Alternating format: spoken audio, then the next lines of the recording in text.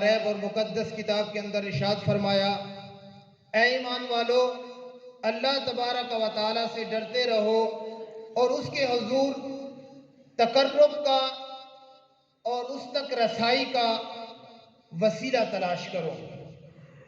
اب سب سے پہلے وسیلہ کیا ہوتا ہے؟ علامہ ابن اسیر جزری رحمۃ اللہ تعالیٰ علیہ لکھتے ہیں کہ وسیلہ در حقیقت وہ واسطہ ہوتا ہے کہ جس کے ذریعے کسی شے تک پہنچا جائے۔ اس کا شرعی مفہوم یہ ہے کہ جب کوئی پریشانی اور مصیبت کے لیے انسان ہاتھ اٹھاتا ہے اور بابرکت اللہ تبارک و تعالیٰ کے نام سے اور ان پاک ہستیوں سے اور پاک زمان اور مکان کا واسطہ دے کر پیش کرنا دعا کو، یہ وسیلہ کہلاتا ہے۔ اب یہ وسیلہ اللہ تبارک و تعالیٰ کی پاک کلام سے بھی ثابت ہے، اور یہ وسیلہ حضور نبی اکرم صلی اللہ علیہ وآلہ وسلم کی حدیث مبارکہ سے بھی ثابت ہے۔ قرآن مجید کی آیات یا ایھا الذین آمنوا اتقوا اللہ وابتغوا الیہ الوسیلہ اور حضور نبی اکرم صلی اللہ علیہ وآلہ وسلم کی حدیث مبارکہ کہ ایک مرتبہ حضرت عمر فاروق رضی اللہ تعالی عنہ حضور نبی اکرم صلی اللہ علیہ وآلہ وسلم کے چچا حضرت عباس رضی اللہ تعالیٰ عنہ کا وسیلہ پیش کر کر بارش کی دعا کرتے ہیں۔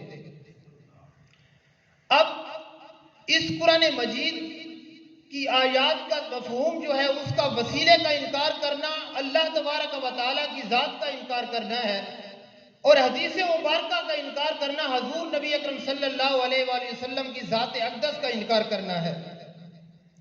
اب یہ وسیلہ حضرت آدم علیہ السلام سے لے کر حضور نبی اکرم صلی اللہ علیہ وآلہ وسلم تک، حضور نبی اکرم صلی اللہ علیہ وآلہ وسلم سے شیخ عبد القادر جیلانی، اس سے نیچے صحابہ کرام حضور نبی اکرم صلی اللہ علیہ وآلہ وسلم سے نیچے تابعین، تبع تابعین، اولیاء کرام اور ایسی پاک ہستیوں تک یہ وسیلہ پہنچتا ہے۔ اب میں یہ کہنا چاہتا ہوں کہ بہت سے لوگ اس چیز کا انکار کرتے ہیں کہ ہم اس وسیلے کو نہیں مانتے، ان پاک ہستیوں کو نہیں مانتے، ان پاک ہستیوں کا وسیلہ مانگنا یہ کفر ہے۔ اب یہ دیکھیں کہ میں آپ ان پہ ایک سوال چھوڑنا چاہتا ہوں، ایسے لوگوں پر جو اعتراض کرتے ہیں کہ کیا تم اللہ تبارک و تعالیٰ کی ذات سے ڈائریکٹ مانگ سکتے ہو؟ اگر اللہ تبارک و تعالیٰ کی ذات سے ڈائریکٹ مانگ سکتے ہو تو ایسی ہستیوں کو اللہ تبارک و تعالیٰ نے کیوں بھیجا؟ حضور نبی اکرم صلی اللہ علیہ وآلہ وسلم کو اللہ تبارک و تعالیٰ نے اس دنیا پر کیوں تشریف فرمایا؟ ان ایسی پاک ہستیوں کو شیخ عبد القادر جیلانی رضی اللہ تعالیٰ عنہ کی اس دنیا پر کیوں بھیجا؟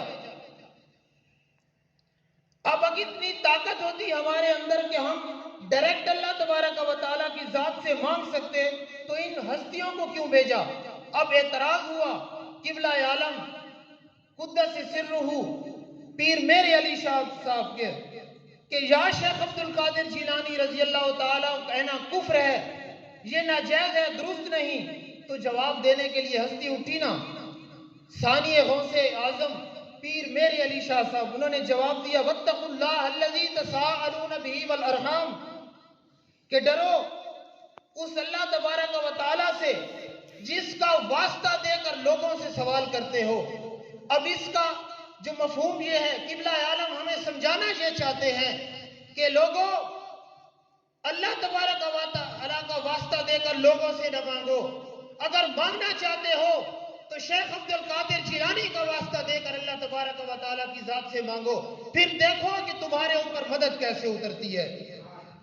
ایسی پاک ہستیوں کا وسیلہ دے کر اللہ تبارک و تعالیٰ کی ذات سے مانگو، پھر دیکھو کہ تم پر مدد کیسے اترتی ہے۔ اسی طرح پیر نصیر الدین نصیر رحمۃ اللہ تعالیٰ علیہ فرماتے ہیں، دیکھیے پھر کیسے اترتی ہے نصرت خدا کی، ذرا کہہ کہ تو دیکھ یا غوث اعظم، ذرا کہہ کہ تو دیکھ یا غوث اعظم۔ اگر ہم اسی طرح غوث اعظم رضی اللہ تعالیٰ عنہ کو پکاریں گے مدد کے لیے تو وہ یقیناً ہماری مدد کے لیے تشریف فرما ہوں گے۔ اللہ تبارک و تعالیٰ سے دعا ہے کہ میرے ٹوٹے پھوٹے الفاظوں کو اپنی بارگاہ کے اندر قبول منظور فرمائے۔ والسلام علیکم ورحمۃ اللہ۔